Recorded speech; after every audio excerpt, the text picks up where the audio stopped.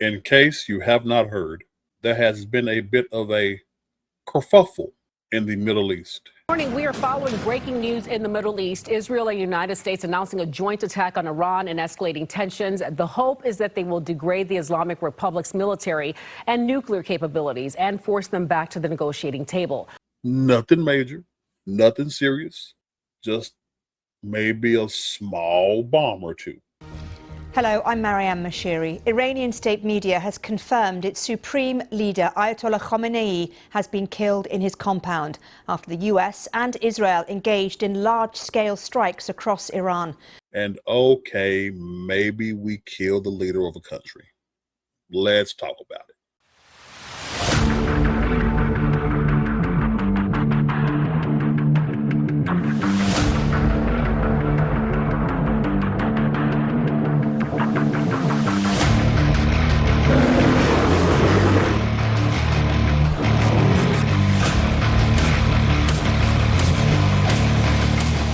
So here we are, apparently in a war with Iran. What? Now, a lot of people, myself included, don't believe in involving ourselves in the affairs of other nations. Definitely true. Yes, we all know that. Go on. Yes, it is very true that the Ayatollah Khamenei was murdering his own people. Iran's crackdown is far deadlier than previously reported. A human rights group today upping the confirmed toll from around 600 to more than 2,500. Yes, it is true that the Iranian people were asking for the United States' help to be freed from that tyranny. This regime is a very armed, totally armed enemy of humanity. They are armed and they are using it against humanity, their own people. We are not their people. And Mr. Trump has promised us, we believe in him. We know that if he says something, he would do. And we pray to God that he won't disappoint us. And now President Trump is promising help is coming. Keep protesting, take over your institutions if possible, and save the name of the killers and the abusers. His help is on its way. But I am still a very valid believer in the hands of, I can empathize with you, I feel sorry for you, but I'm not getting involved. My problem, bro. That was until I started doing what most people don't do, and that's research into the situation. Wow. Okay. Trump said something when he announced that we attacked. Short time ago, the United States military began major combat operations in Iran. Our objective is to defend the American people by eliminating imminent threats from the Iranian regime, a vicious group of very hard, terrible people.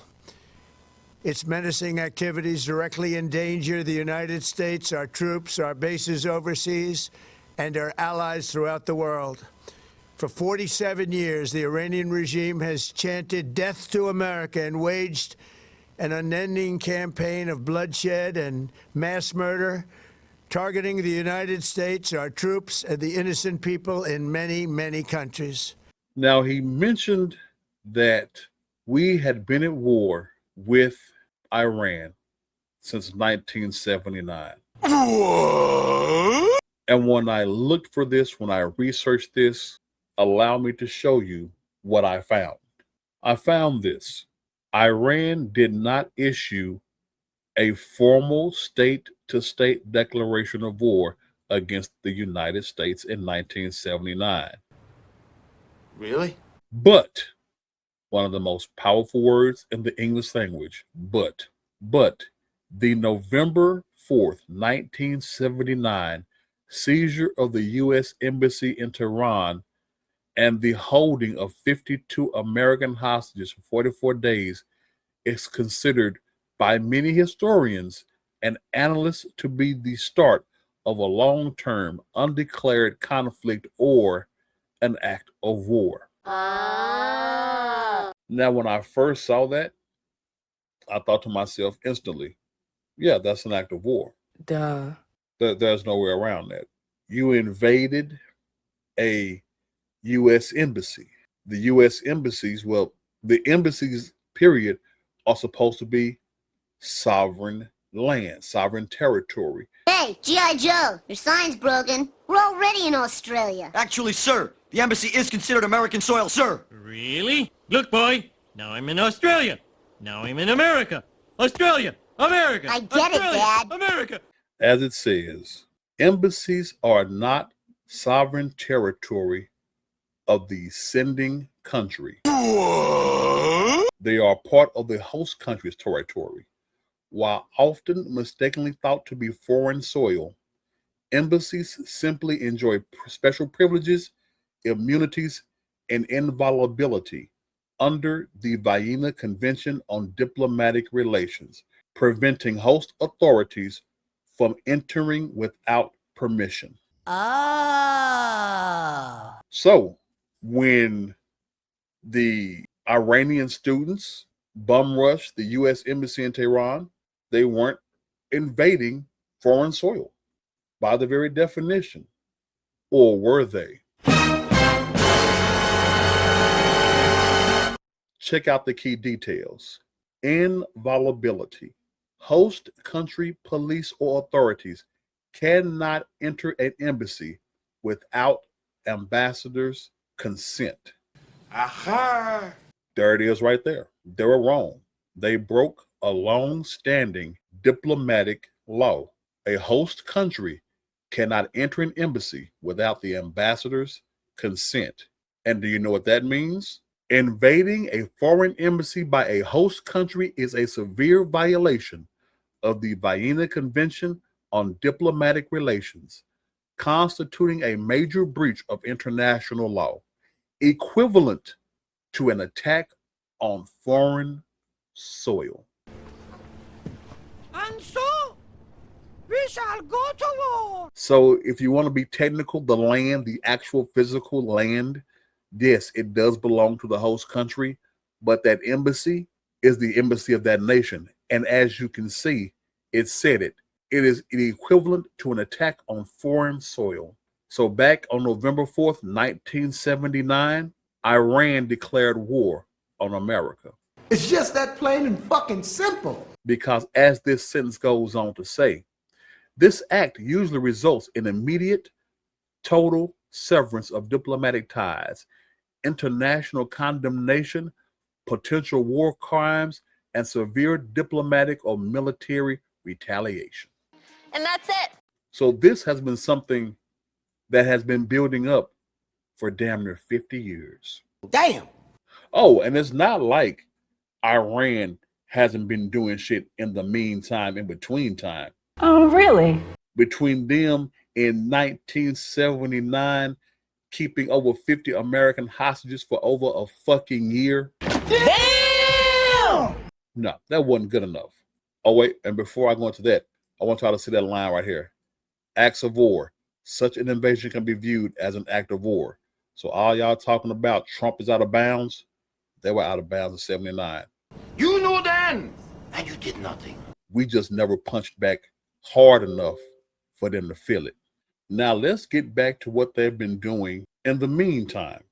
Here from the Hill, April 1983, a suicide car bombing kills 63 people, including 17 Americans, at the U.S. Embassy in Beirut. October 1983, operatives of the Iran-backed Hezbollah drive a truck bomb onto a Marine base compound in Beirut, killing 220 U.S. Marines. And you can see it goes on. December 83, March 84, December 84. Go read this article to see all the heinous things that they have done.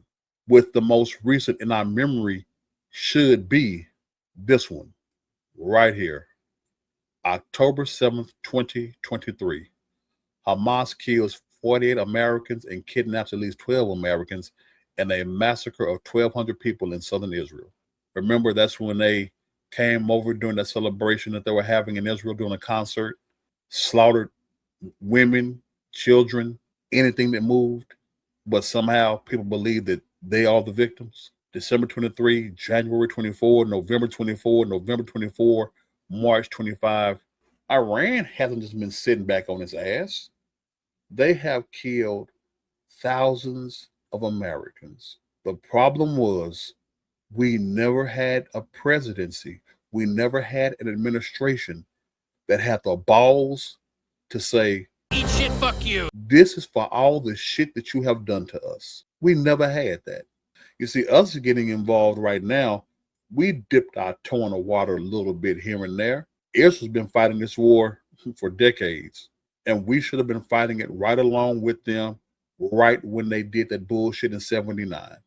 When they scream death to America, they don't take that statement lightly. They really mean that. There are doubts all around a U.S. nuclear deal with Iran, starting with that country's supreme leader who must sign off on any agreement. At a speech over the weekend in front of a crowd chanting death to America, Iran's Ayatollah Khamenei agreed, condemning the economic sanctions on his people. Yes, death to America, Khamenei told the audience, because America is the original source of this pressure. When you go back and see and read those articles, you'll see that they killed people that had nothing to do with nothing.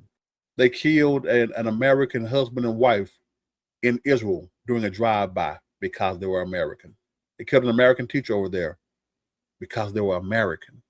They don't give a damn. And here's the way I feel about it. I would rather bring the fight to your doorstep before the fight comes to ours. That's a fact. Facts. Because in case y'all memory has gotten a little foggy, we've seen what happens when they bring the fight to us. I had one.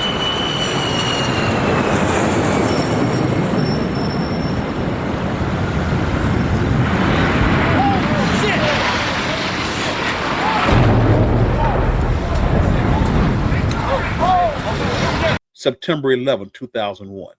No, it wasn't Iran directly, but it was just another terrorist group that hates Americans. The problem is most Americans don't believe that they're that bad.